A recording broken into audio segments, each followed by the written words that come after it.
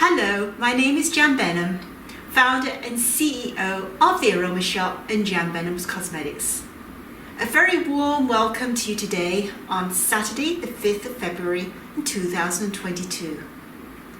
Today I'm going to talk about how to use the Jumbo Twist-Up Pencil mold and how to work with these Jumbo Twist-Up pencils. So first of all, this is more like a lipstick as opposed to, it's another version of a lipstick. It's just a bit longer and looks like a pencil more, but it's used exactly the same way as a lipstick. So in order to do this, I thought we'd take a recipe from my original book called The Little Book of Lipsticks, which is right here, and I still have some available. I found some in the warehouse. And the recipe from this book as well I'm going to use, and I will put the recipe down in the comments later on. So first of all, in this particular recipe I've got 25 grams of the following of a mixture. It's Beeswax, Candelilla Wax, Shea Butter, Castor Oil, Jojoba Oil and Vitamin E.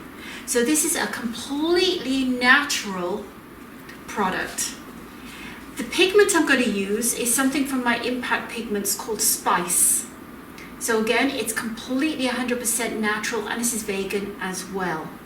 So if you did want to make this vegan, you can just exchange the beeswax for the Candelilla Wax in the recipe. And I was just use just a little bit less Candelilla Wax than beeswax in order that it's not too hard. So how do you work this mold? So deliberately I took it apart. And you just put it together. Of course, it would already come together. And this is a 4-cavity mold.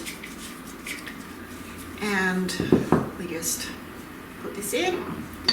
So I pre-measured, and this is 25 gram of the mix I just talked about. And what I'm going to do now is heat this up, and then I'm going to mix the Impact Pigment into the oil and wax, and then pour into the mold.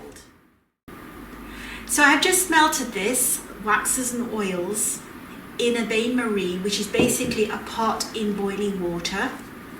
And I didn't mention actually how much we used of the pigment, and it's 9 grams of the Spice Impact Pigment.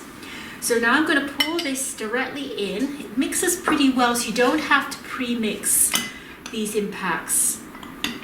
A lot of people do that. They make a liquid pigment first, and then they pour it in, but this mixes pretty well, as you can see. If you do need to heat it up afterwards, you can, but I never had a need to do that. And then we're just going to pour this into the mold without stopping, so you don't get any breaks. So I'll just do 2.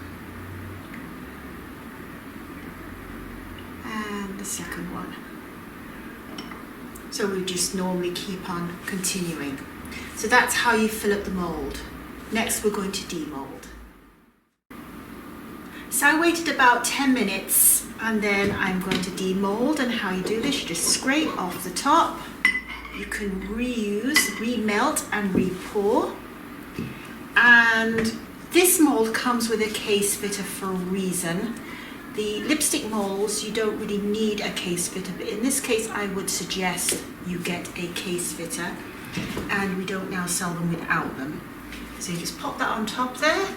Now make sure that your tube is pushed right up, and then you just go straight down and straight up, and there you have your completed pencil or lipstick pencil.